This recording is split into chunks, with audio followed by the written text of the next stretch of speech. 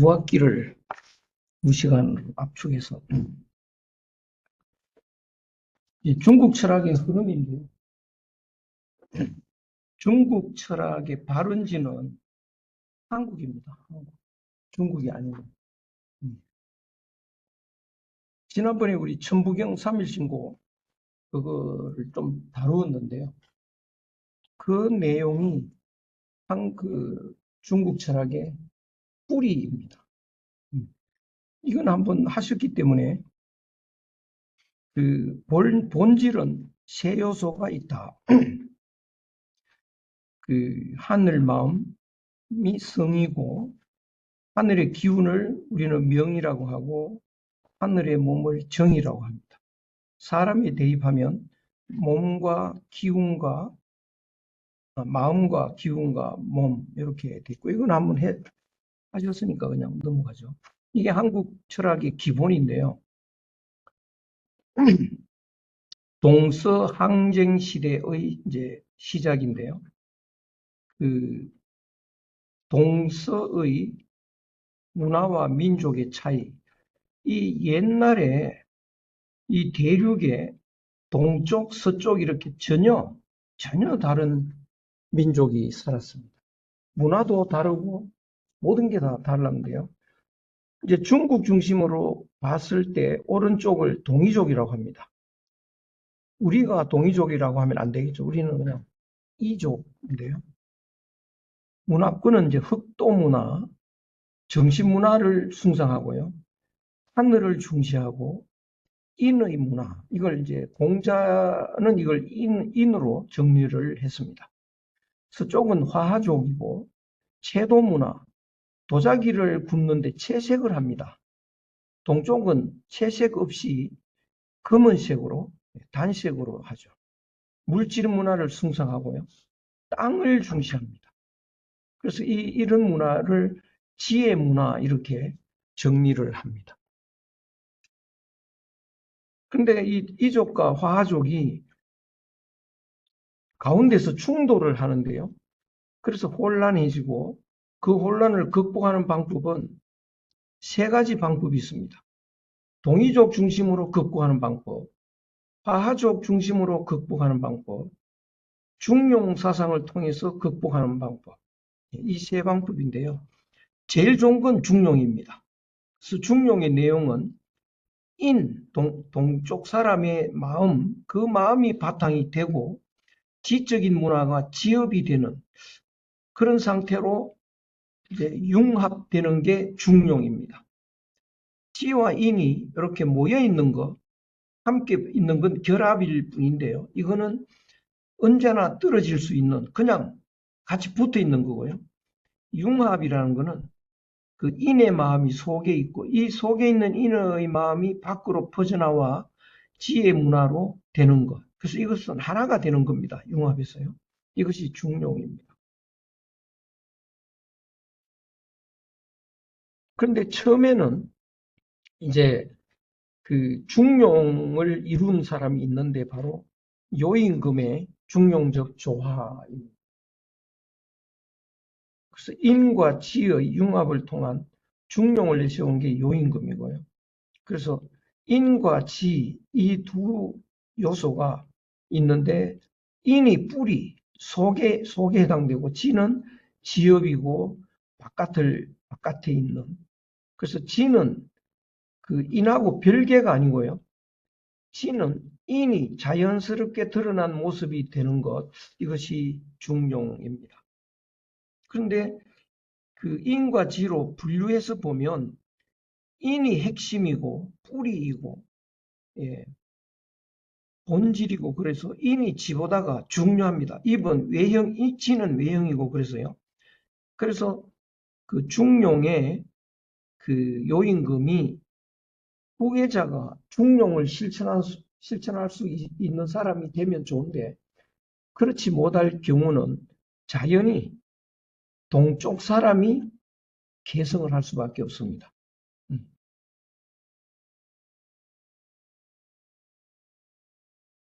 그래서 이 요임금의 그 성이 당입니다. 당연대예요. 그래서 나라 이름을 또 당이라고 합니다. 그래서 요 임금의 후계자가 순임금이 되죠. 순임금은 동이족입니다. 네, 그래서 인의 요소가 강하죠. 순임금 이름이 성이 우기 때문에 순임금의 성이 우기 때문에 나라 이름을 우라고 합니다. 그래서 당우 이렇게요. 그런데 이제 중용이 그 순임금으로 가면 좀 정신적인 것으로 좀 강화가 되죠. 그래서 중용을 하려면 다음에 서쪽으로 후계자가 가는 것이 이 순리입니다. 그래서 우라고 하는 사람이 순임금의 후계자가 됩니다. 그 우의 나라가 하라고 하는 나라 이름이 합니다. 그런데 우 다음에 다시 동이족으로 후계자가 되면 이게 그 원만한데요. 자기 아들한테 넘겨줍니다. 그 나라를 하라고 하죠. 그런데 하나라는 물질주의로 계속 가면 동쪽에 있는 사람들이 불만이 생깁니다. 그리고 그 나라가 자꾸 침체하게 되죠. 균형을 잃게 되죠. 그래서 우임금의 마지막에 하나라 마지막 임금이 글인데요. 글 임금 때 상당히 혼란에 빠집니다. 그러면 이제 그 제일 불만이 많은 쪽이 동이족이니까요. 이족. 불만이 많은 세력들의 리더가 당입니다. 당. 그래서 당이 주도권을 잡고 그를 죽입니다. 죽이고 나라를 세웠는데 그 나라 이름이 은입니다. 은인데 그 상이라고 하는데요. 처음에 서울이 상이라는 곳에 서울을 정했는데 그것이 나라 이름이고 나중에 은으로 이사를 갔습니다.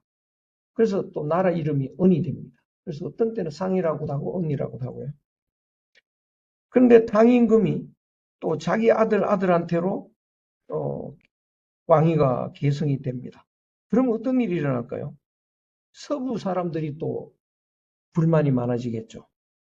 그러면 서부 사람들이 불만이 많은 세력을 리드하는 사람이 문왕이고 무왕인데요. 문왕과 무왕. 그들이 세운 나라 이름이 주입니다. 주. 이 무왕이, 문왕의 아들인 무왕이 그 당임금의 은나라의 마지막 임금인 주를 죽이고 또 이제 통합을 해버리죠. 그리고는 주나라 시대가 이어집니다. 근데 주나라가 계속 이어지면 물질주의가 강화되고 동쪽 사람들이 또 불만이 많겠죠. 그래서 반발을 하는데 이때 철기 문화가 엄청나게 철기가 대량 생산이 돼서 전찬이 그 무기가 대량 생산돼서 동쪽 사람들의 불만을 탄압을 해버립니다. 그래서 이후로 중국 중원을 당분간은 동쪽 사람이 차지하지 못하고 중국 사람 중심으로 가는데 그 출발이 주나라입니다. 근데 반발은 계속되고 계속 또 무기로 탄압을 하니까 혼란에 빠지는데 그 혼란기를 춘추전국이라고 합니다. 그래서 이 역사에서 보면 중용이 행해졌던 가장 이상적인 시대를 요순시대라고도 하고 그거를 대동사회라고도 합니다. 큰 대자, 같을 동자 모두 크게 하나가 된 사회죠. 그리고 요 우임금부터 요 춘추전국 이전까지를 아주 나쁜 시대도 아니고 아주 좋은 시대도 아니고 조금 편안하다 그래서 소강이라고도 합니다. 그래서 가장 이상적인 걸 대동이라고 하고 그 다음을 소강이라고 하고 가장 혼란스러운 시기를 춘추전국이라고 합니다. 그래서 이제 그 주나라 이전은 중국 역사가 아닙니다. 예. 우리 선조들인 동쪽 사람과 서쪽 사람이 항쟁하는 시대였고요. 중국 문화로서 자리 잡기 시작한 건 주나라 때부터입니다. 그래서 주나라의 건국과 동서항쟁이 이제 끝이 나고 이제 춘추 전국 시대의 혼란기로 접어듭니다. 이 혼란은 굉장히 장기화되기 시작합니다. 춘추 전국이라는 것은 춘추 시대, 전국 시대 이렇게 분류할 수 있는데 춘추 시대는 공자의 춘추라는 책에서 다룬 시대입니다. 이때는 왕의 권위가 남아 있었던 시대고요. 전국 시대, 춘추 시대가 끝나고 전국 시대로 접어드는데 이거는 유향이라는 이 한나라 때 사람이 전국책이라는 책에서 다룬 시대입니다.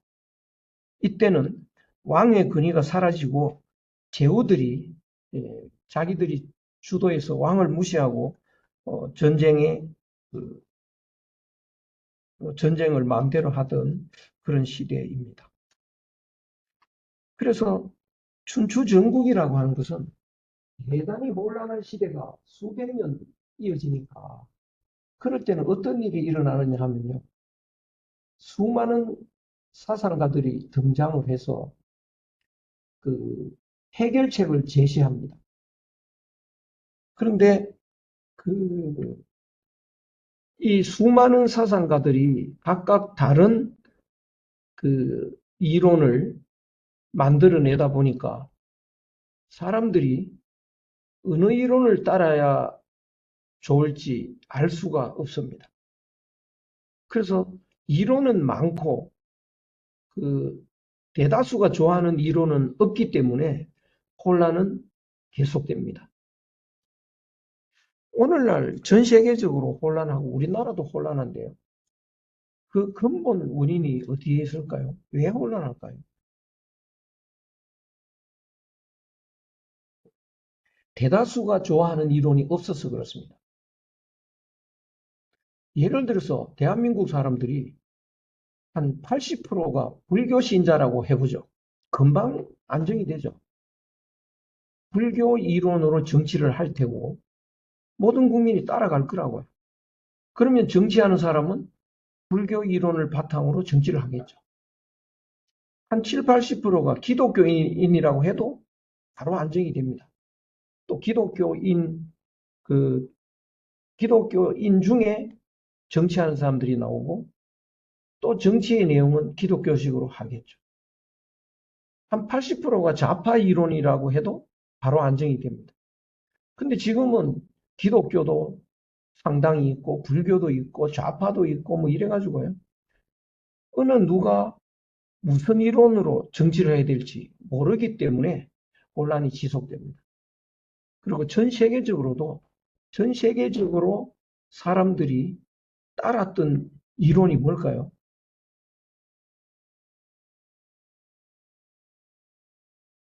지금까지는 서구 근세 철학이죠. 그 철학의 뿌리는 칸트입니다.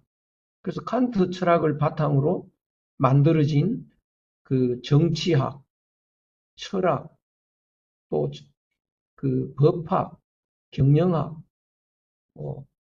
심리학 이런 것을 바탕으로 우리들이 살고 있었죠. 그런데 이제 그 칸트 철학 이제 약효가 떨어졌습니다. 더 이상 이 많은 사람들이 따라가기에 알맞지 않은 철학이 되니까 이제 대부분의 사람이 좋아하는 철학이 없어진 거죠. 그래서 온 세계가 곤란합니다. 그러면 춘추 전국 시대에 사상이 너무 많이 횡행해서 혼란한데 이 혼란은 언제까지 지속될까요? 바로 대부분 사람이 좋아하는 이론이 나올 때까지입니다.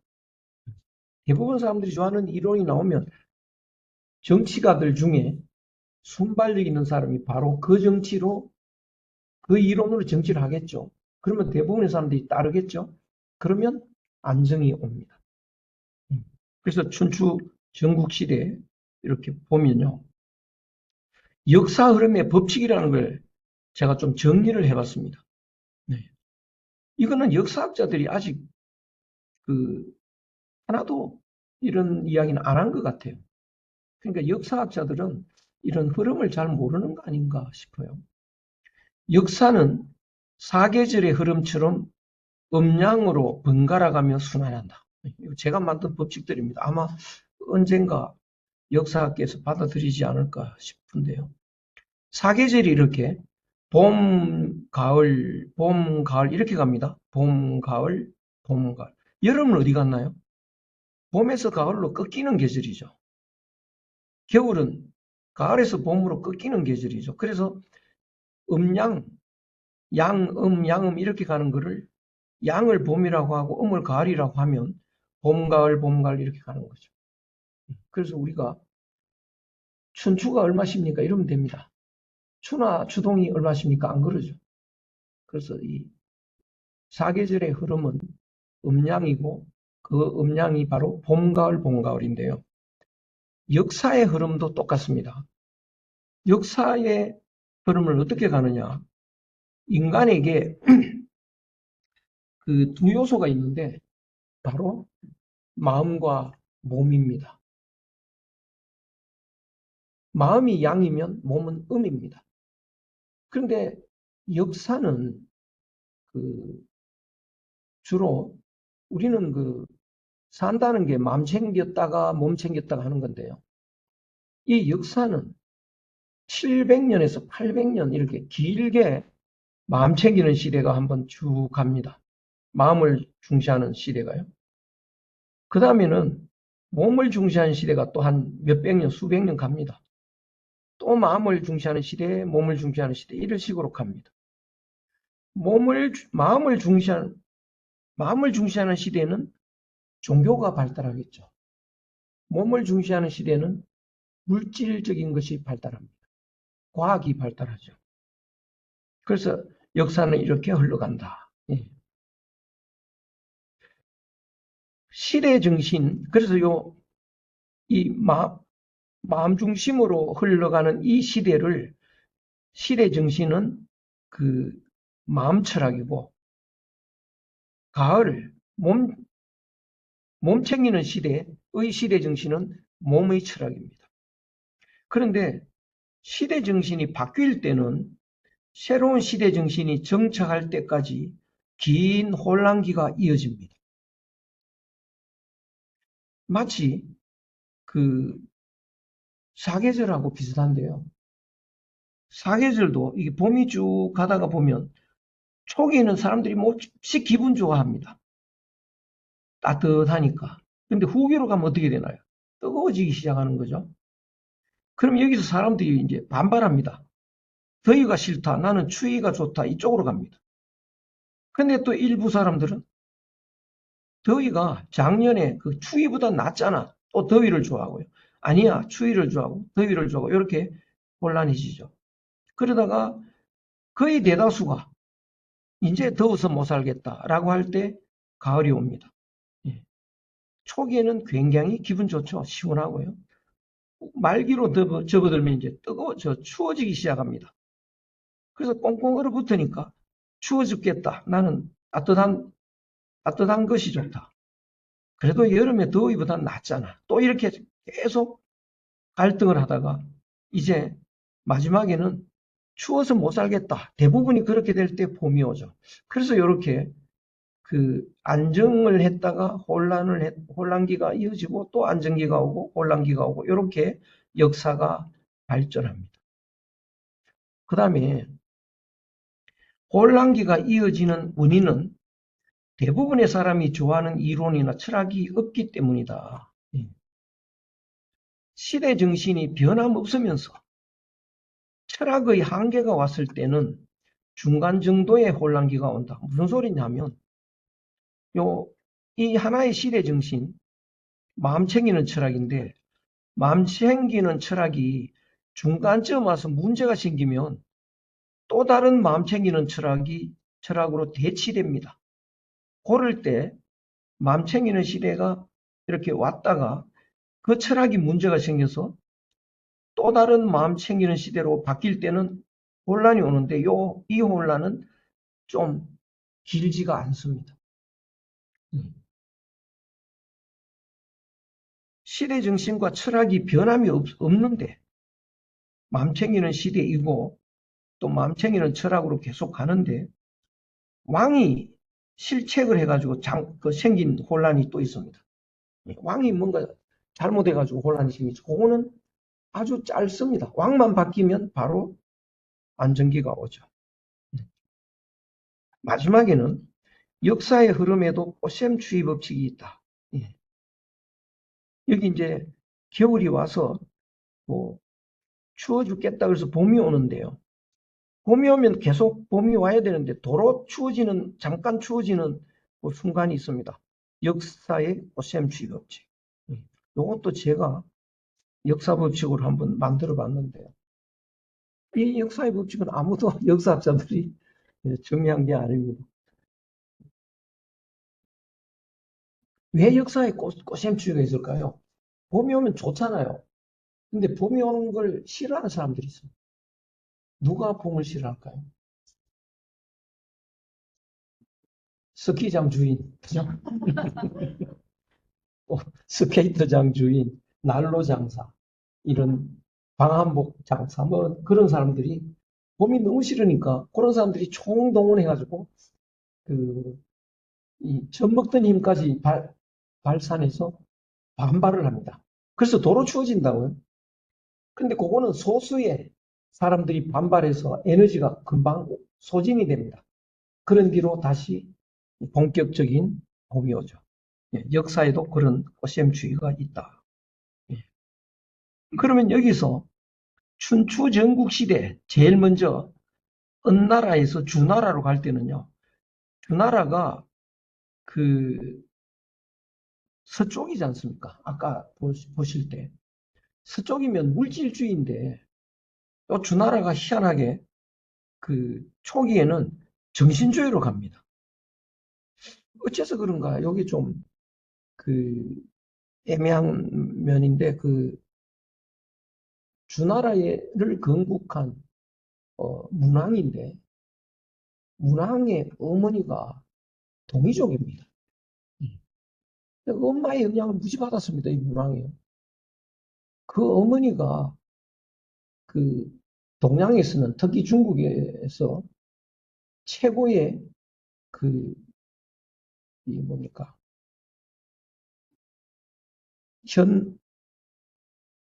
현모양처죠. 현모양처. 그래서 그 이름이 태임입니다. 태임. 임자가 맡길 임자인데 클태자 맡길 임자. 그래서 우리나라 여자들 이름에 임자가 많이 들어갑니다.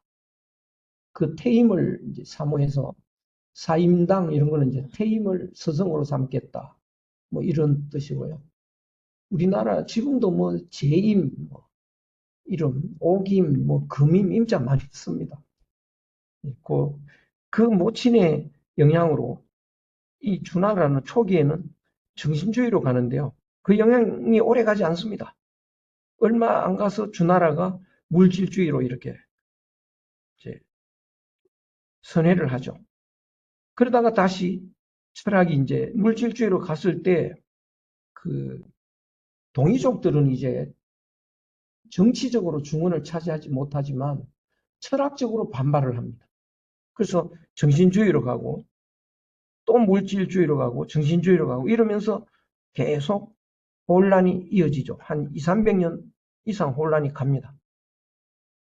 근데 마지막에 물질주의가 이제 크게 한번 곽강을 받을 때가 옵니다. 그때부터 이제 다시 안정된 물질주의, 몸을 챙기는 시대로 이렇게 흘러가는 거죠. 그러면 지금은 춘추시대 사상사의 흐름을 좀 이렇게 춘추시대의 사상적 항쟁을 좀 보시면 그래서 이러면 시간이 나보다 시계를 보면서 7시 반, 예? 7시 30분. 지금 어쩌게 건너뛰면서 가는데도 이게 시간이,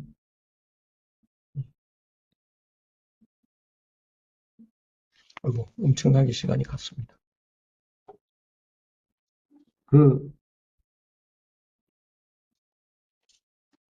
주나라가 쭉 정신주의로 가다가 주나라 그 본래는 물질주의적인 성향이 있기 때문에 그 동양의 은나라, 그 이전에 은나라가 정신주의였고 종교가 왕성하고 하늘을 중시하는데 천명사상이 정치에 깔려 있습니다. 그러니까 우리나라 사람들은 아직도 이런 옛날 5천 년 전부터요. 지금까지 변하지 않고 있는 그 대통령은 아무나 내는 게 아니다. 하늘이 점지해야 된다. 이런 말을 하는 사람도 있고 꽤 있습니다. 이건 5천 년간 줄기차게 천명사상입니다. 하늘이 명한다는 거죠. 음. 그러니까 이 천명사상을 주나라가 그걸 악용을 하는데요. 하도 동쪽 사람들이 반발을 하니까 이제 어떻게 설명하느냐 하면 우리 주나라가 은나라를 멸망시키고 나라를 통합한 게 우리도 귀찮고 싫은데 하느님이 그렇게 명해서 어쩔 수 없이 했다. 이렇게 그거를 이제 정치적 천명사상이라고 합니다. 그러면서 이제 하늘 사상이 엷어지기 시작하죠. 그래서 하늘 사상을 반발하고 나오는 게 뭐냐? 패권주의가 나옵니다. 이 그 물질주의는 몸을 강조하는 철학이고 몸을 강조하면 힘을 강조하는 거죠. 그래서 이 중국 서쪽 사람들이 정권을 잡으면 조폭 사회처럼 바뀝니다.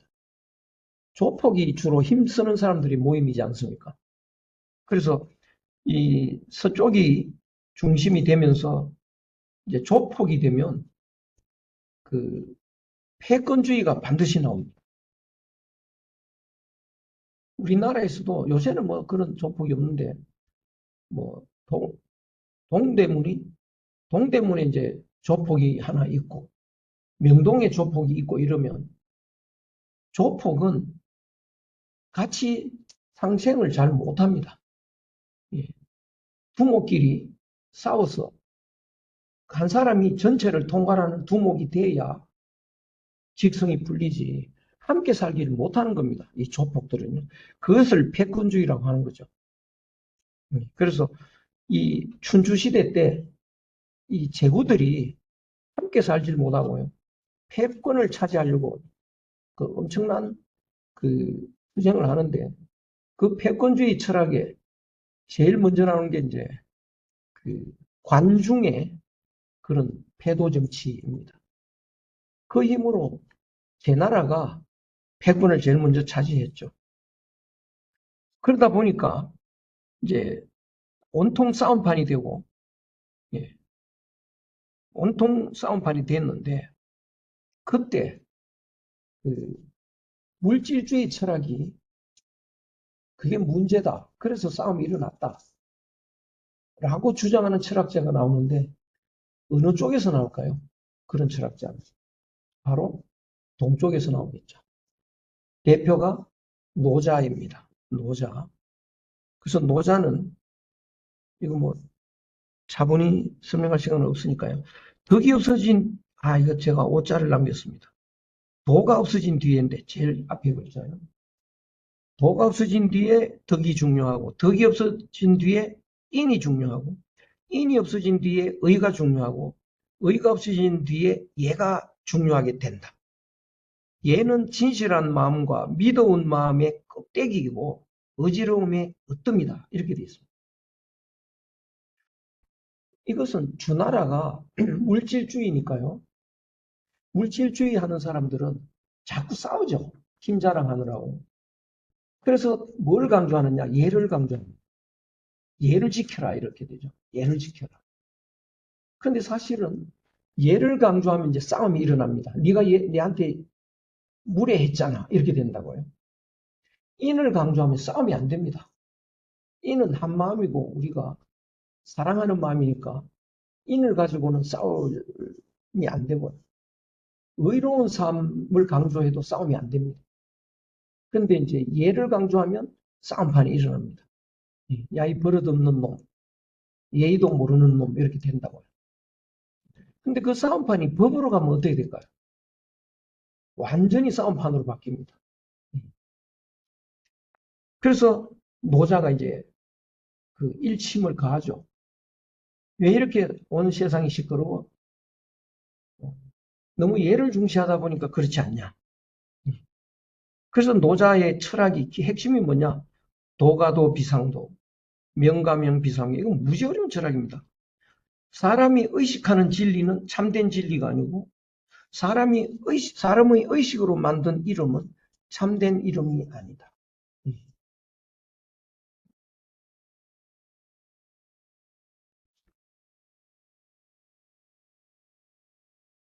이게 남산 설계인데 남산은 남산이잖아요.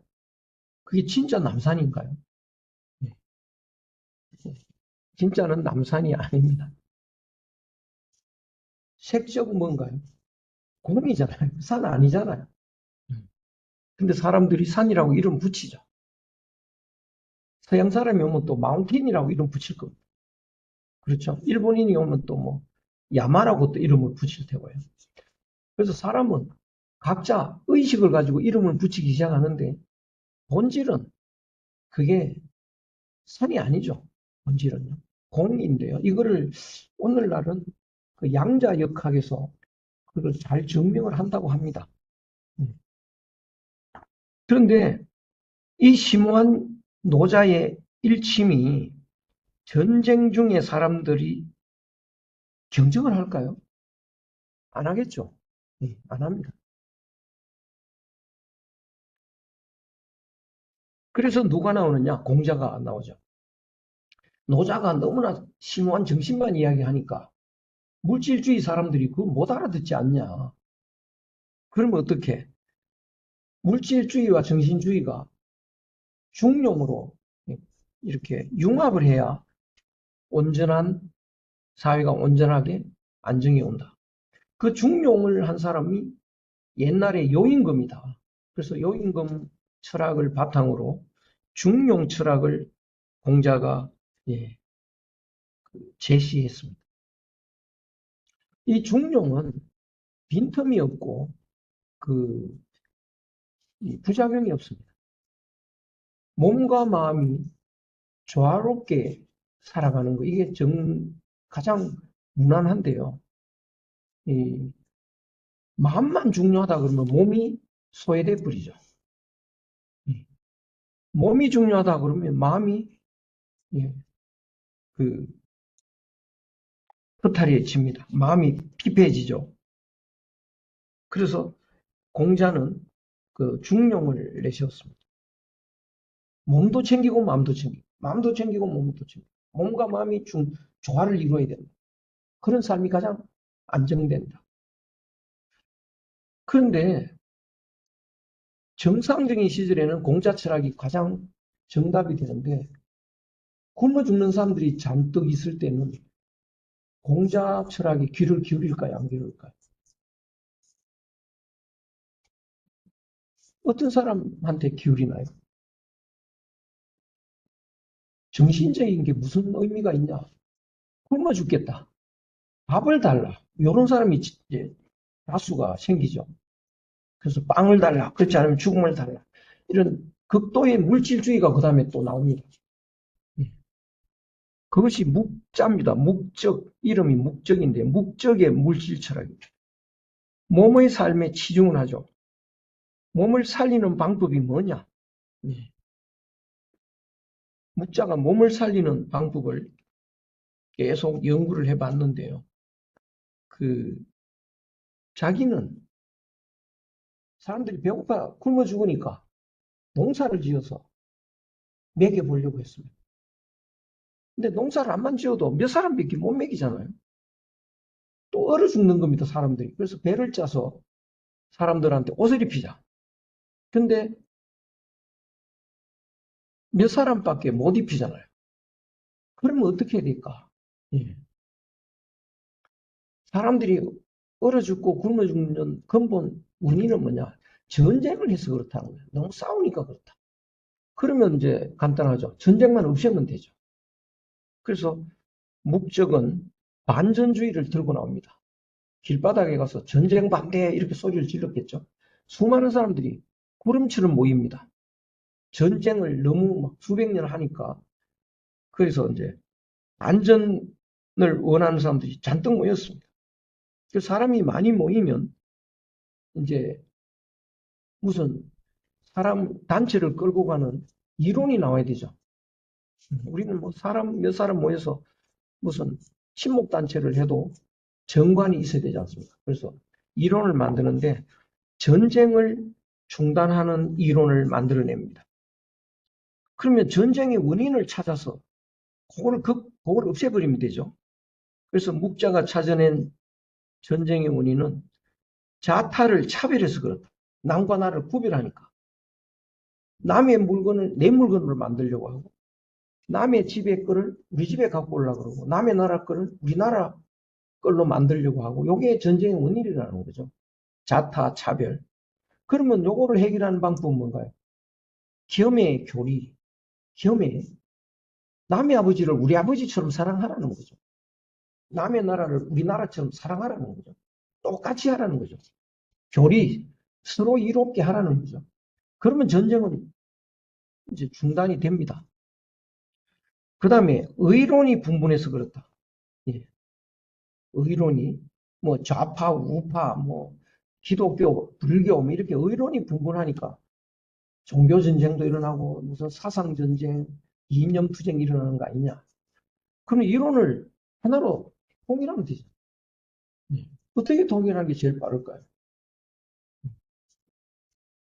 여기 뭐 소풍 가자고 했는데 서로 주장이 다 다릅니다. 그럼 제일 빠른 방법은 반장 손들어. 예. 반장은 어디 갈 거야? 저 남산 꼭대기 가는 게 좋겠어. 따라가! 이러면 되는 거예요. 그러면 이제 통일은 되는 거죠. 그리고 그거를 상동이라고 하죠. 상자는 위상자하고 같습니다. 위사람의 동, 예, 위사람의 이론에 동조해라.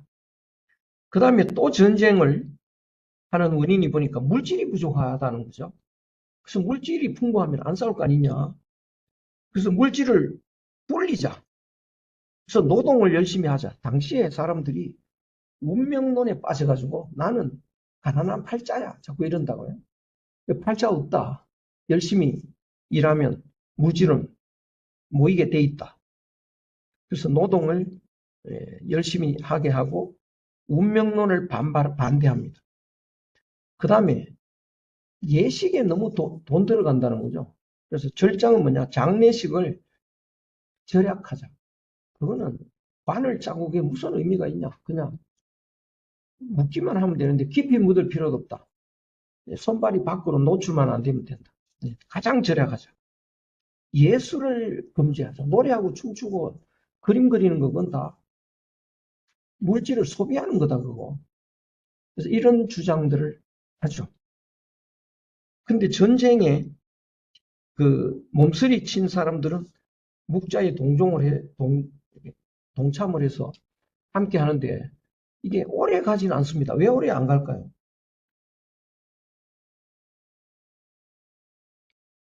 남의 아버지를 우리 아버지처럼 사랑하라. 이거는 강압적으로 명령하는지 그게 명령하는 거지 자연스럽게 되질 않습니다.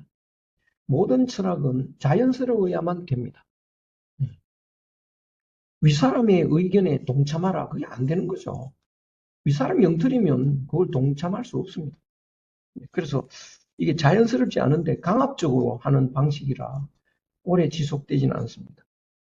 그런데 전쟁이 일어나니까 제일 믿었던 사람이 묵자인데 묵자가 이게 오래 가지 않죠.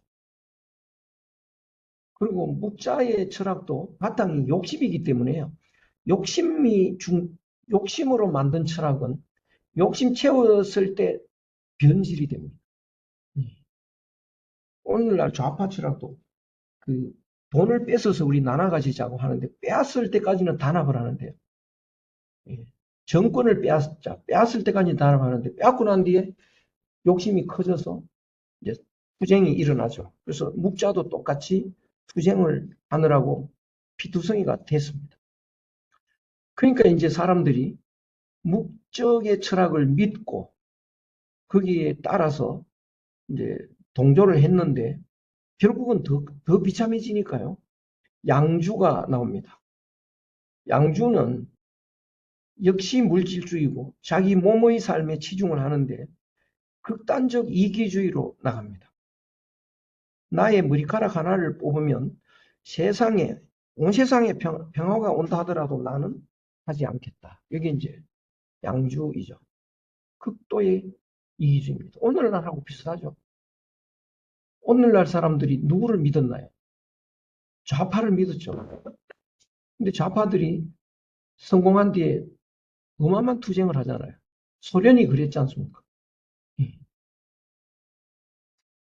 그래서 믿을 사람 없다. 그러면 어떻게 되나요? 이제 믿을 건 돈밖에 없잖아요. 극도의 이기주의로 빠집니다. 그것이 양주입니다. 그러니까 오늘날 사람들 극도의 이기주의로 빠지니까 돈밖에 몰라요. 그래서 왜 애를 안 낳냐? 손해볼 짓이잖아요. 그거. 이런 식으로. 그래서 극도의 이기주의가 나왔는데요. 여기서 그러면 전쟁은 끝이 나고 안정이 되느냐? 더 혼란스럽죠. 그래서 맹자가 다시 나옵니다. 공자를 이어받아서 중용적인 정신 철학을 제시하는데요. 중용적인 거. 근데 맹자는 그 시대의 양주와 묵적이 너무나 횡행하니까, 예. 오늘날 전 세계적으로 이제 뭐 극성을 부리는 좌파, 극도의 이기주의, 뭐 이런 것이 횡행하니까 이거를 몰아내는 것을 목표로 삼았습니다. 맹자가요. 예. 그래서 양주 묵적과 전쟁을 하는 마음이 됐는데 물질주의를 몰아내려고 하니까 중용보다도 좀 더 정신적인 쪽으로 치우칩니다. 맹자가요. 그리고 맹자 철학은 겸의 슬, 묵자의 슬을 전부 다 부정합니다. 남의 아버지도 사랑해야지 해야 되는데 우리 아버지처럼 할 수는 없고 먼저 우리 아버지를 사랑한 뒤에 그 다음 단계에 남의 아버지를 사랑하자. 윗사람의 의견에 동조할 수가 없다.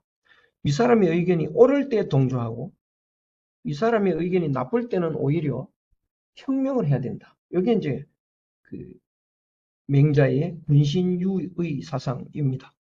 장례나 예술 이런 것도 다 자연스러운 인간의 마음의 표출인데 그거 억지로 없애는 건 아니다. 그래서 공자의 중용 철학을 개성하는데요. 물질주의에 반발하느라고 상당히 정신적인 걸 강조합니다. 양여왕이 이제 맹자를 만나가지고 맹자 선생이 우리나라에 왔으니 우리나라의 이로운 정책을 좀 설명해 주세요. 이러니까 왕은 해필 이익을 말하느냐? 역시 인과 의가 있다. 인과 의를 그거를 따라가야지 이익을 하다 보면 온통 싸움판이 벌어진다. 그래서 정신주의를 들고 나오는데요. 혼란의 근본적 해결책을 제시합니다. 온통 난리가 난데 이거는 사건이 크게 터진 거죠. 사건이 크게 터진 거는 원인이 어디에 있을까요? 잘못된 정책입니다. 경제가 어려워지고 정치가 어려워지고 뭐 교육이 지금 망가졌고 이건 다 정책이 잘못됐죠. 그래서 사람들이 정책을 어떻게 하면 좋은 정책으로 바꿀까 거기에 고심을 하고 있는데요. 정책의 잘못된 원인은 바로 마음에 있습니다. 마음에 탈이 났습니다. 오늘날도 똑같죠. 그런데 사람들이 마음에서 원인을 찾지 않는 거예요. 그래서 오늘날 이 맹자의 철학이 굉장히 필요한 때가 왔습니다. 온 세상 사람이 마음에서 원인을 안 찾다 보니까 이 혼란이 되풀이 됩니다. 마음에 본래 마음이 있는데요. 본래 마음은 우리는 한마음이라고 하고 하늘 마음이라고 하고 이걸 인의예지라고 합니다. 그래서 이 본래 마음을 가진 사람은 착합니다. 그래서 성선설을 제창하고요. 그리고 착한 마음, 한마음, 하늘 마음 이걸 강조하다 보니까 하느님을 증명을 해야 됩니다. 한마음을 증명해야죠. 그래서 맹자가 어떻게 증명하느냐. 하늘 증명을 어떻게 하느냐 하면 이 운물을 보시면 운물 A, 운물 B가 있는데요. 맑은 지하수에서 나왔다면 요 물과 요 물은 같아야 되죠. 그래서 이 물과 이 물이 같다는 것을 증명하면 맑은 지하수가 하나라는 것을 증명할 수 있습니다. 마찬가지로 여기 사람의 마음이 있는데요. 모든 사람이 다 한 마음을 가지고 똑같은 마음을 갖고 있다면 그 마음이 어디서 나왔느냐? 하늘 마음에서 나왔다. 그래서 하늘 마음이 증명이 됩니다. 그런데 운물이 다르거든요. 현재 다르다. 그 이유는 뭐냐? 맑은 지하수가 나올 때 여기 진흙이 끼어 들어가서 다릅니다. 진흙이 종류가 다르고 정도가 다르기 때문에 운물이 다 다릅니다. 그러면 이 운물을 조사해서 하나의 지하수에서 나왔다는 걸 증명하기 위해서는 요 기구를 넣어가지고 진흙이 들어가기 전에 깊은 곳에 거를 길러내가지고 보면 이 두 운물의 뿌리가 같다. 그걸 증명할 수 있죠. 그러면 하나의 지하수라는 것이 증명이 됩니다. 그것처럼 맹자는 그 사람의 마음이 왜 달라지느냐. 하늘 마음은 하나인데 들어오면서 이기적 계산을 하는 거죠. 이기적 계산을 해서 욕심이 생깁니다. 그래서 사람 마음이 달라진다는 거죠. 하늘 마음은 예를 들면 살리는 마음입니다. 하늘 마음은 엄마 마음하고 똑같습니다. 부모 마음하고 같습니다. 그래서 엄마는 요새 엄마는 좀 아닌 것 같아요. 많이 변질이 됐습니다. 애를 용 죽인다고요. 근데 옛날 엄마는 애를 살리는 마음이었죠. 그래서 애가 졸리면 야 자자 이러고요. 배고프면 밥 먹어라 이러고요. 야 피곤하면 쉬어라 이러죠. 요새 엄마는 졸리면 1시간 더 해라 뭐 이런다고요. 그건 엄마 마음이 아닌데 그래서 잘 때는 엄마가 자라고 하듯이 하늘도 자라고 합니다. 졸린다는 건 하늘이 자라고 한다는 의미입니다. 그런데 이기적인 계산을 합니다. 지금 자면 나는 본전을 못 찾아. 본전 찾아야 돼. 그런 계산을 하면 잠이 확 달아난다고요. 그래서 본전 찾으려고 이제 밤을 새우죠. 그래서 졸리는 마음이 첫 번째 마음이고 자기 싫고 본전 찾으려고 하는 마음이 두 번째 마음인데 두 번째 마음이 악입니다. 요 악자가 한자로 두 번째라는 아시아의 아자 밑에 마음심입니다. 아는 두 번째라는 뜻입니다. 제일 더우면 열대고 두 번째 더우면 아열대 그러지 않습니까? 그 아에다가 마음심이 붙은 게 악입니다. 이렇게 돼서 마음이 달라졌다. 그러면 사람의 마음이 모두 같다는 걸 어떻게 증명하면 되느냐? 이기적 계산을 하기 전의 마음. 그 마음을 찾아내 보니까 모든 사람이 똑같더라. 그렇다면 모든 사람은 하늘 마음에서 나온 거다. 모든 사람의 마음은 그 증명이 된다고요. 그래서 어떻게 증명하느냐? 맹자는요. 지금 깐난 애가 아무것도 모르는 깐난 애가 우물에 빠지려고 기어서 들어가려고 해요. 그 순간에 안 돼! 이러면서 쫓아가서 던진다고요. 그거는 보는 사람이 다 똑같아. 그때 안 돼! 그러면서 또 쫓아갈 때 계산이 들어갔냐? 안 들어갔다는 거예요. 쫓아가면서 내가 쟤를 건져주면 제 아버지한테 상금 받겠지. 뭐 이런 계산이 안 들어갔다는 거예요. 안 건져주면 인간도 아니라고 욕먹겠지. 또니가 건져주면 신문에 나겠지. 뭐 이런 계산 없이 그냥 건져줬다는 거죠. 그래서 이기적 계산이 들어가기 전에 인간의 마음을 보니까 다 똑같더라고요. 어제도 그런 상황에서는 그 똑같은 행동을 하고 내일도 똑같은 행동을 한다. 그래서 인간은 모두가 하늘 마음을 본질적으로 가지고 있다. 그래서 인간은 착하다. 이렇게 되어 있죠. 그러면 어떻게? 이 착한 마음을 회복하면, 예, 회복하면 이제 전쟁은 끝날 거다. 예, 안 다투고 된다. 그래서 우리가 해야 될 일은 뭐냐? 내가 제일 먼저 착한 마음을 바로잡아야 됩니다. 회복해야 돼. 그거를 정기라고 합니다. 정기. 예, 정기. 나를 바로잡아야 돼. 그러면 모든 것이, 이 물은 나 이외의 모든 것입니다. 모든 것이 저절로 바르게 된다는 거예요. 그러니까 수양이 제일 중심이죠. 그래서 내가 바로 되면 이 거꾸로 서 있는 사람들은 나를 보고는 바로 선다는 거예요. 거꾸로 서 있는 사람들은 고통 속에 있는데 고통에서 벗어날 방법을 모르고 있어요. 왜냐? 바로 선 사람을 본 적이 없으니까. 그래서 내가 바로 서고 나면 행복해져 있으면 사람들은 알아서 저절로 바로 서게 된다. 이것이 정기의 물정입니다. 그러면 세상은 평화롭게 되죠. 지상낙원이 되죠. 그리고 맹자의 왕도 정치는 지상낙원 건설하는 겁니다. 방법은 뭐냐? 경제와 교육입니다. 경제를 잘해서 몸의 삶을 충족하게 하고 교육을 통해서 하늘 마음을 회복하게 하는 것.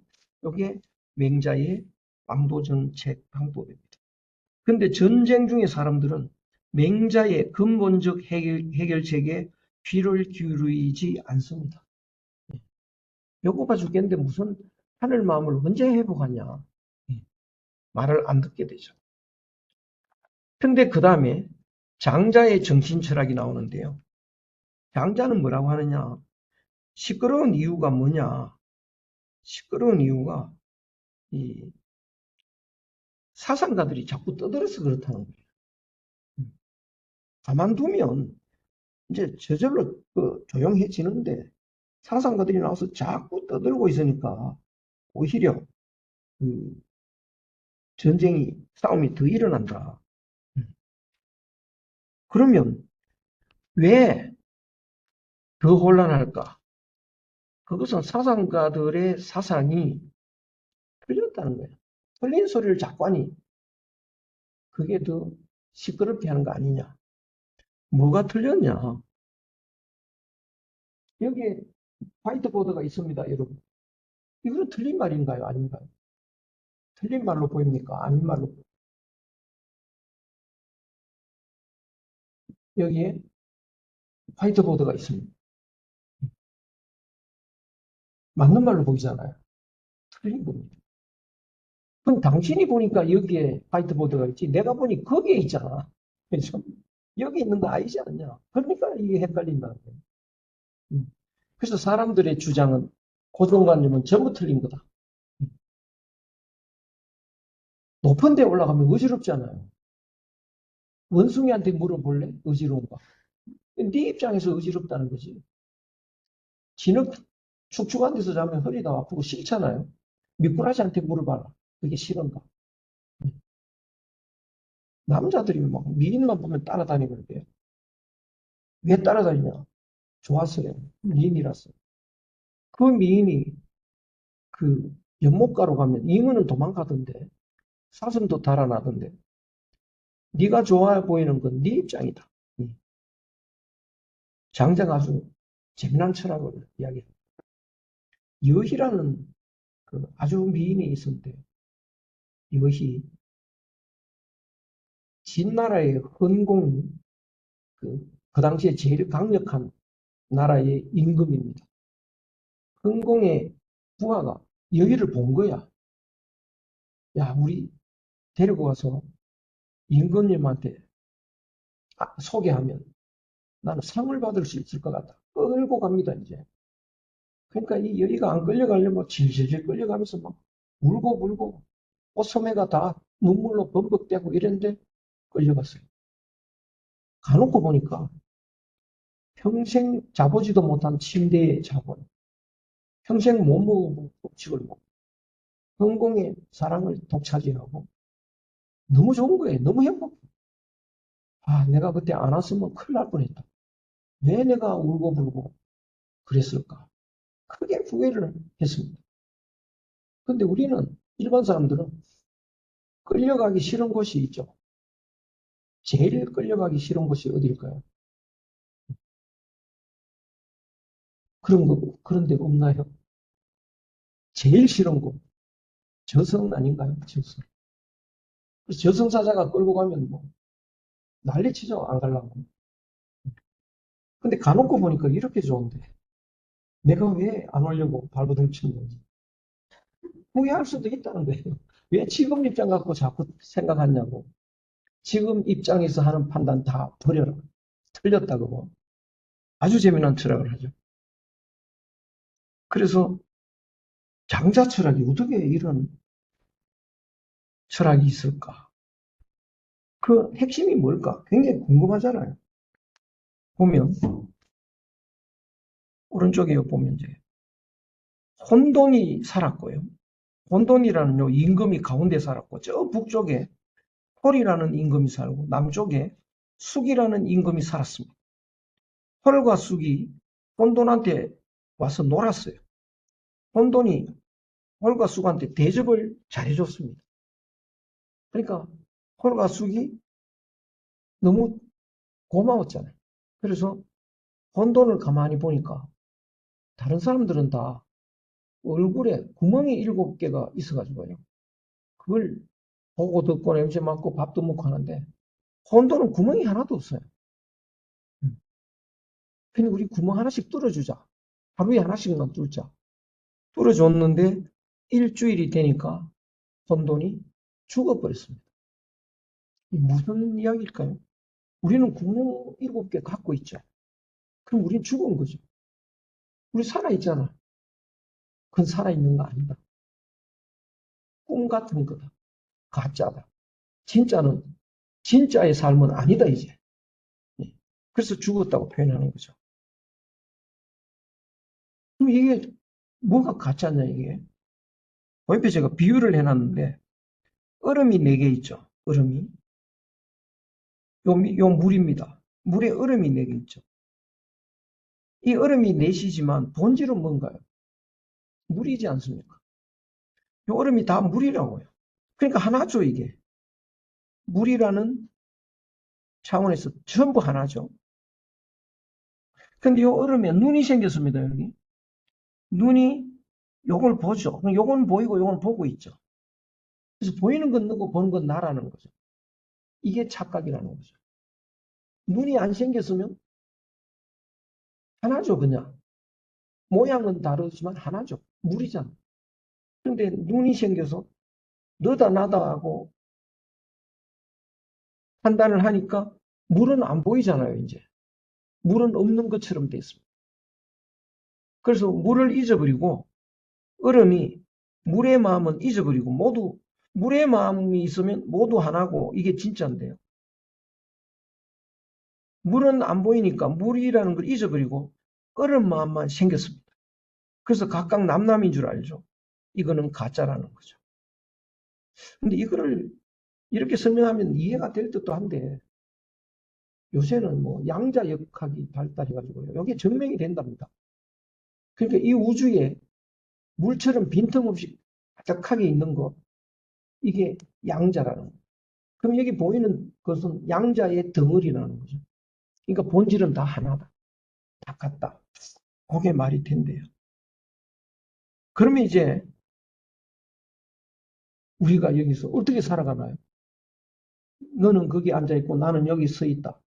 여기 몇 사람이 있다. 밖에 나가면 또 많은 사람들이 있다. 이 책상이 있다. 이렇게 눈에 보이는 것만 진짜인 줄 알고 살아가죠. 이건 다 가짜죠.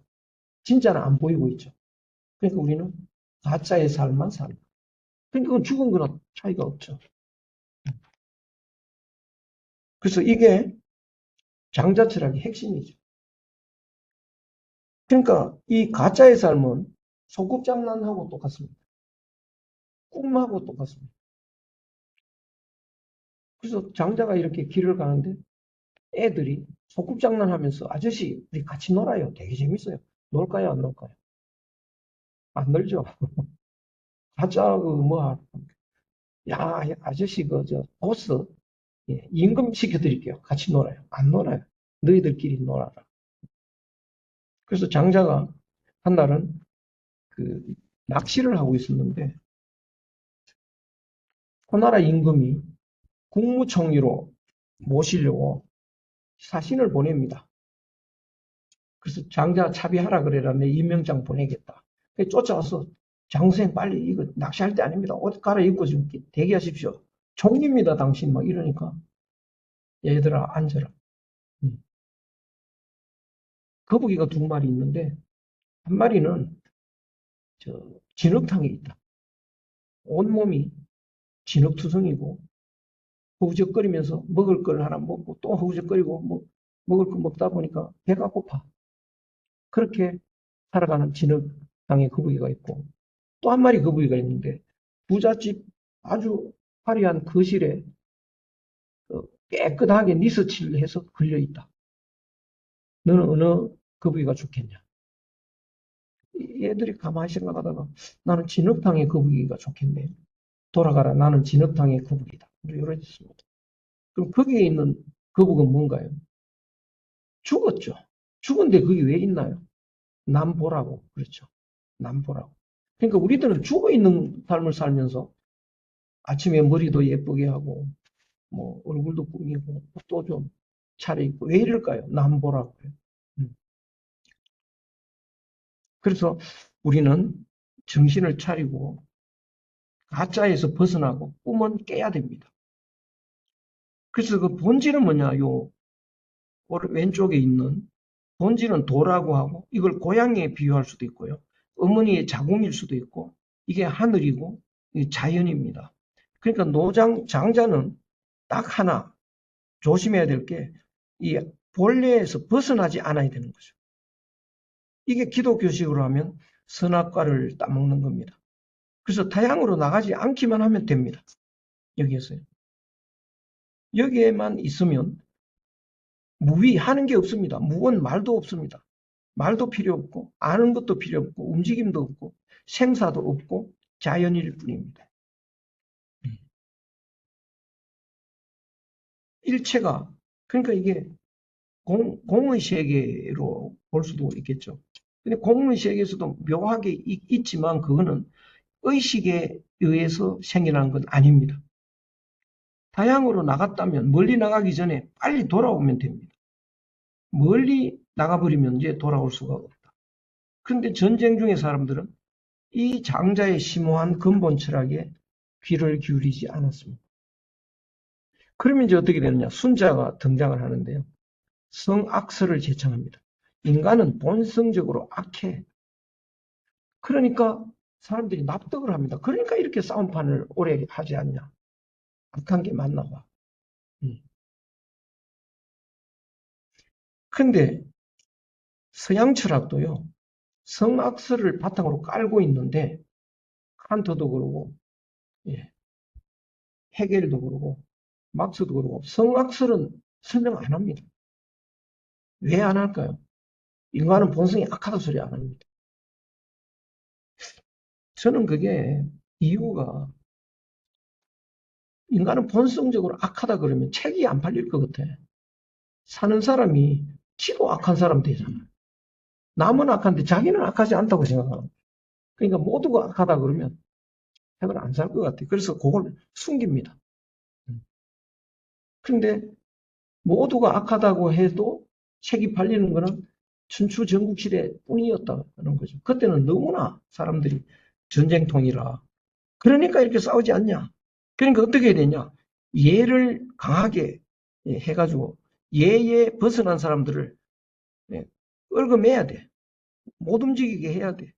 그러려면 왕이 힘이 커야 돼. 왕권이 강화돼야 돼. 그래서 왕을 명분론으로 설명합니다. 왕이 아무리 바보 같고 아무리 힘이 없어도 왕이잖아. 나는 아무리 힘이 세도 신하잖아. 신하가 왕을 건드리면 안 되는 거다. 명분론. 왕이라는 이름과 분수에 맞게 살아야 돼. 학문의 목적은 뭐냐? 예를 배워서 성실하게 실천해야 돼. 이게 학문입니다. 그리고 생각하는 힘을 강조합니다. 우리가 이 예를 만들고 지켜야 되는 거 한번 생각해 보자. 그래야 우리가 이제 전쟁 없는 세상에서 살 수 있지 않을까. 이런 생각을 하니까 대부분 사람이 순자를 따르고 박수를 칩니다. 그럼 어떤 일이 일어날까요? 순발력 있는 눈치 빠른 정치가가 등장을 해서 순자 철학으로 정치하겠다고 선언을 하겠죠. 그 사람이 성공을 하겠죠. 바로 진시황입니다. 진나라 시황제, 신시황이 이제 순자 이론으로 정치하겠다. 그래서 모두가 따르기 때문에 중국이 통일이 됩니다. 예. 확실한 중국은 이제 진나라 통일 이후입니다. 그래서 오늘날 차이나라는 건 진이라는 뜻입니다. 진. 진시황이 이제 통일을 하죠. 기원전 221년에. 그러면 순자를 총리로 등록을 해야 되잖아요. 순자가 죽고 없습니다. 그러면 어떻게 해야 되나요? 순자 제자를 끌어내야죠. 이사라는 제자를 등용을 합니다. 근데 순자 제자 중에 또 한비자가 있어요. 한비자가 공부를 더 잘해서 그러면 이제 한비자를 초청해야죠. 한비자가 진시황한테 옵니다. 근데 이사가 보니까 공부를 더 잘했으니까 한비자가 오면 자기가 쫓겨날 것 같아가지고 모함을 해가지고 오는 도중에 죽여버립니다. 그런데 진시황은 한비자의 책은 그거를 어떻게 구해서 공부를 하고 한비자 철학을 또 정책에 반영을 합니다. 그러면 이 진시황은 통일을 사람들이 그렇게 원하고 바라던 통일을 했으면 이제 안정된 통일 국가가 지속돼야 되잖아요. 그런데 14년 만에 망해버립니다. 금방 망합니다. 왜 그럴까요? 역사의 꽃샘추위를 당하는 거죠. 그래서 여기서 이제 춘추전국 시대가 이렇게 혼란이 끝나고 순자 철학으로 이제 통합이 되니까 이제 뭐가 오나요? 안정기가 오죠. 진나라, 그 다음에 한나라가 옵니다. 꽃샘추위로 진나라가 망하고 한나라 시대가 옵니다. 한나라 때는 몸중심 시대고요. 그때 사람들은 순자 철학을 좋아했으니까 정치 이념은 역시 순자와 한비자 철학으로 가는 겁니다. 순자 철학을 통해서 왕권이 강화가 됐죠. 왕의 힘이 강합니다. 왕의 힘이 강한 이유가 뭐였나요? 왜 왕이 강했어야 했나요? 전쟁을 끝내기 위해서였죠. 전쟁 끝났잖아요. 그럼 왕의 강한 힘을 내려놔야 되잖아요. 왕이 내려놓을까요? 안 내려놓을까요? 안 내려놓죠. 그러면 이제 왕권이 강하니까 세금을 걷어가지고 돈은 잔뜩 있는데 할 일이 없잖아. 뭐 할까요? 결론은 딱 정해져 있습니다. 기생 파티 맨날 하는 거죠. 그래서 장락궁이라는 걸 지어가지고 궁 이름이 길이 절긴다. 그래서 장락궁에서 맨날 파티하고 있습니다. 그러면 그 비용을 백성들이 세금으로 충당해야 되잖아요. 백성들이 반발하죠. 반발하니까 이제 의용학자들이 달래는 철학이 나옵니다. 의용 철학이에요. 그 달래는 철학이 이제 삼강이라는 거죠. 삼강. 임금은 신하의 별이다. 그래서 그 삼강 철학은 굉장히 나쁜 철학인데요. 그게 유교의 핵심처럼 돼 있습니다. 한나라 중기 때 나오는 철학입니다.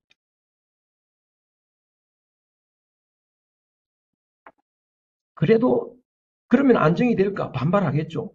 계속 반발하면 어떻게 되느냐? 이제 순자 철학의 약효가 떨어집니다. 그리고 한나라 말기가 되면 무슨 일이 일어날까요? 물질주의는 몸 챙기는 철학인데요. 몸 챙기는 철학은 반드시 결론이 어떻게 되느냐. 몸을 챙기고 난 뒤에 허무주의에 빠집니다. 왜 그러냐? 배고플 때는 밥 챙기느라고 정신없어요. 근데 이제 밥 챙기고 난 뒤에 보면 몸이 어떻게 되나요? 이제 죽을 때가 오잖아요. 그래서 배고플 때는 먼 훗날을 생각할 그런 겨를이 없는데요. 이제 좀 안정이 되면 먼 훗날을 생각하잖아요. 30년 후에 우리는 어떻게 살까? 50년 후에는 우리 어떤 방식으로 살까? 이런 생각을 해보면 어떻게 사나요? 뭐 항아리 하나 하거나 땅 속에 있거나 그렇겠죠. 허망해지죠. 그 사람이 허무주의에 빠져버립니다.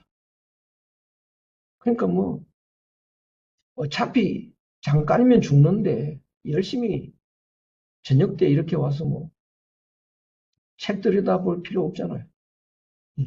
어차피 잠깐이면 끝나는 인생인데 술 마시는 게 좋지 않겠습니까? 이게 무슨 뭐 허망한 인생에 뭐 이런 걸 합니까? 그 사람들이 그만 술이나 먹고 이러지 진지하게 생각을 안 합니다. 술 먹으니까 배만 부르지. 이제 마약으로 갑시다. 마약. 그래서 한나라 말기에 마약이 개발돼가지고 지식인들이 오석산이라는 그 가루약인데요. 그걸 마시면 해롱해롱 하면서 이렇게 이제 그러면 정치가 안 되죠. 그래서 한나라가 멸망하고 그러면 한나라가 순자 철학으로 정치를 했는데 순자 철학이 약효가 떨어졌죠. 그럼 무슨 철학으로 해야 되나요? 없잖아. 그럼 어떻게 되나요? 혼란기에 빠지죠. 그래서 한나라 말기에 혼란기에 접어드는데 위진남북조. 예. 이것도 한 200년 이상 갑니다. 엄청난 혼란기에 빠집니다. 근데 이 혼란기가 언제까지 갈까요? 대부분이 좋아하는 이론이 나올 때까지 가죠. 그럼 무슨 이론이 나오나요? 이 위진남북조 때. 불교가 들어옵니다. 불교가 들어와서 보니까 사람은 잠깐 살다가 죽음을 통해서 허망하게 끝나는 줄 알았더니 죽는 일이 없어진다는 거예요. 석가모니 이야기를 들어보니까. 불생불멸의 진리가 있는데 사람들이 그걸 모르고 그냥 이 중생으로서 허무주의에 빠지는 거다. 그래서 원래 진리를 얻으면 생사가 없다. 그 말을 들으니까 귀가 솔깃해집니다. 우리는 죽고 죽을 수밖에 없는 운명이고 그래서 인생을 허망하다고 했더니 석가모니가 아니라고 하잖아요. 그러면 이제 석가모니 불교 공부해봐야죠. 그래서 이 위진남북조는 열심히 불교 책이 팔리는 시대입니다. 대다수가 불교를 좋아하면 어떻게 될까요? 또 눈치 빠른 정치가가 등장을 하겠죠. 그래서 나는 불교로 정치하겠다고 선언을 하겠죠.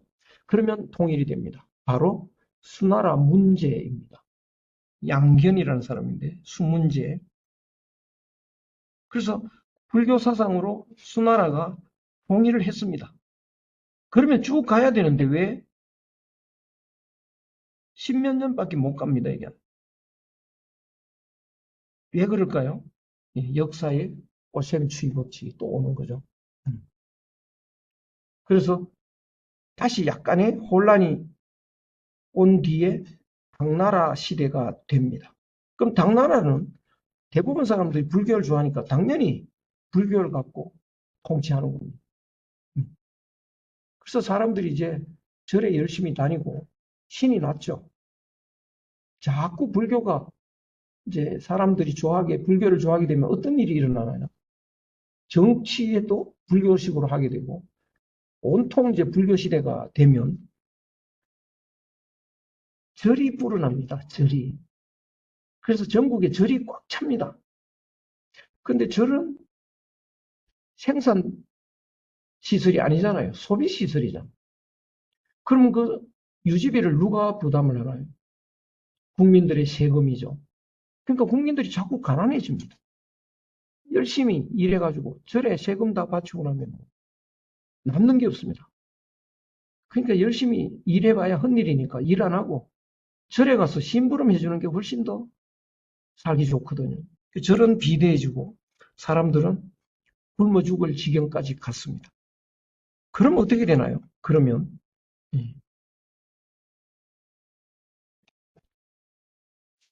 어떻게 될까?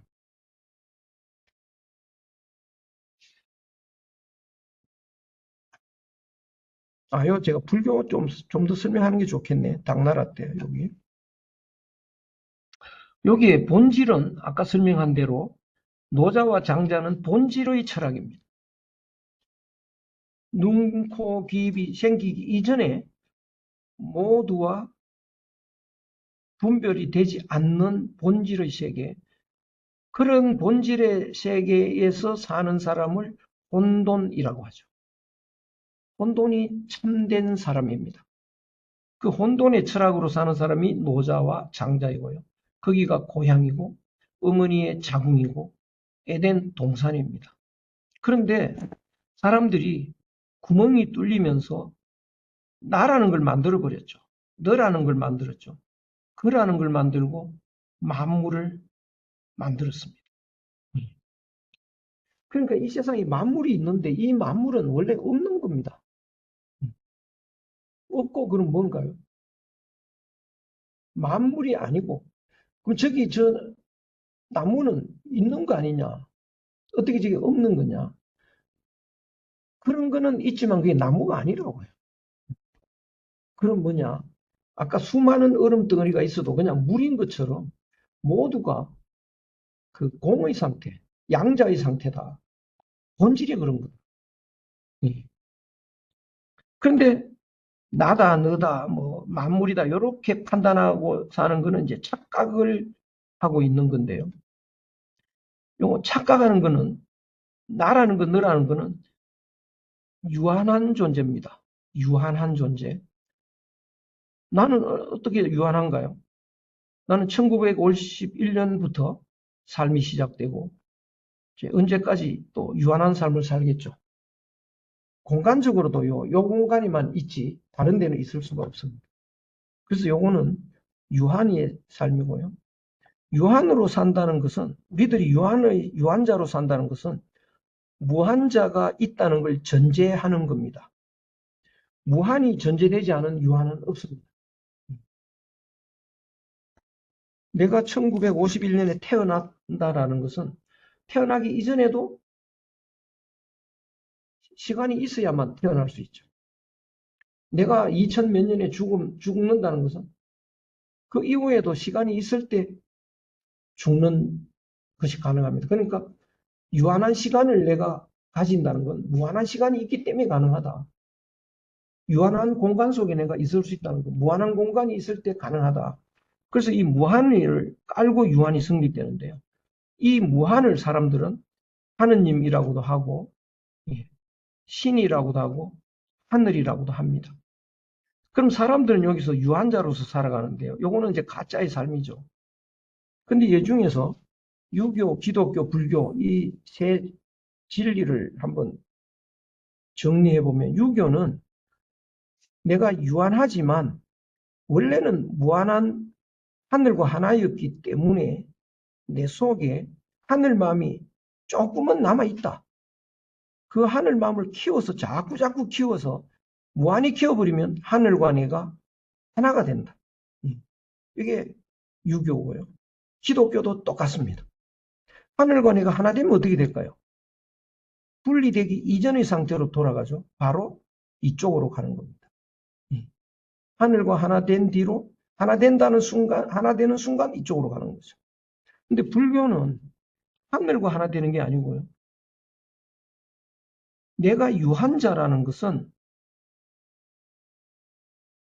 그 유한한 삶은 이제 고통의 삶이고 가짜의 삶인데 그 유한한 삶을 무한한 하늘을 만나면서 해결하는 수도 있지만 이 유한한 삶을 해결하는 또 하나의 방법이 있습니다. 풍선에 공기가 들어있다면 이 풍선은 유한하죠. 그럼 이 유한한 풍선을 무한하게 하려면 공기를 자꾸 넣어야 됩니다. 자꾸 넣어서 터지면 어떻게 되나요? 무한의 세계로 가죠. 근데 또 하나의 방법은 풍선에 공기가 있는데 이거를 빼버리면 유한에서 벗어나죠. 그러면 무한으로 갑니다. 그러니까 불교라는 것은 나라고 하는 걸 없애버리는 겁니다.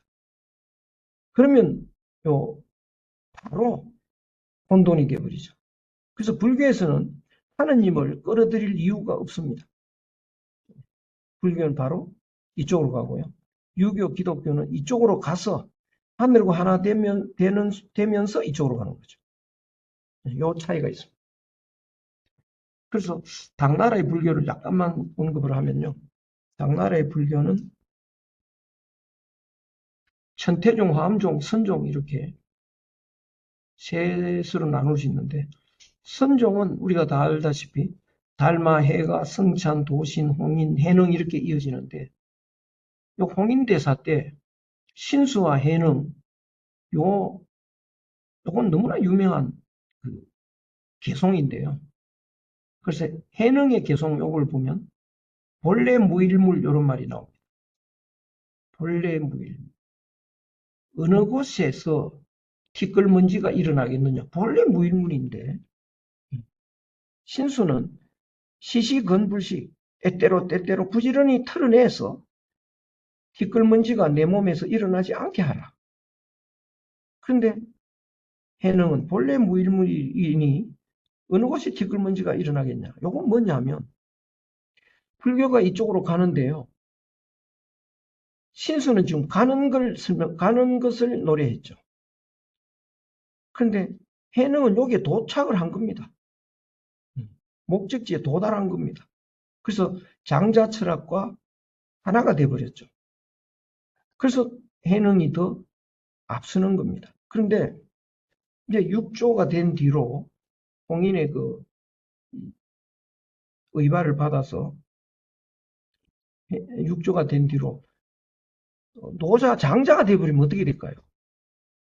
요 고향에 에덴 동산에 들어가 버리면 수련을 할 필요도 없고 종단을 조직할 필요도 없고 그러니까 해체가 됩니다. 무의자연으로 살면 됩니다. 그래서 육조로 끝나버리는 거죠. 해능에서요. 그래서 이제 당나라로 가는데 당나라 말기에 불교가 너무 폐단이 심했습니다. 절이 너무 많아가지고 가난에 쩔었습니다. 그때 이제 불교를 몰아내야겠다. 지식인들의 움직임이 일어납니다. 불교 때문에 우리가 살 수가 없다. 그래서 불교를 몰아내려고 하니까 불교를 어떻게 몰아내야 되느냐. 불교를 몰아내는 무기를 유학에서 찾았습니다. 그래서 유학의 이론으로 불교를 공격하는데요. 유학에는 세 요소가 있는데 공자, 맹자, 순자입니다. 근데 공자는 맹자, 순자의 철학을 끌어안고 있기 때문에 논리적인 일관성이 부족합니다. 포용하는 능력은 엄청나게 있지만 일관되게 성선이면 성선이고 성악이면 성악인데 그 양면을 다 끌어안고 있습니다. 그래서 불교를 공격하는 이론이 치밀하지 못하기 때문에 불교를 공격할 때는 맹자와 순자로 분리돼서 각각의 측면에서 공격을 합니다. 맹자 입장에서 나온 사람이 이고이고요. 순자 입장에서 나온 사람이 한유입니다. 그래서 이고가 맹자 입장에서 보니까 정신주의 입장에서 보니까 불교가 너무나 매력이 있습니다. 바로 해탈론이죠. 생사를 초월하는 해탈의 철학이 있죠. 그러니까 이고는 불교를 공격하는데 주저할 수밖에 없다고요. 너무나 매력이 있으니까요. 이건 어떻게 해결하면 될까요? 쉬는 시간도 막 다 지났는데 이게 좀 쉬어야 되나요? 계속 할까요? 좀 쉬었다가 아까 이 속도면 다 끝나기가 어렵다 싶으면 조금만 쉬었다가 좀 더 빠른 속도로. 예.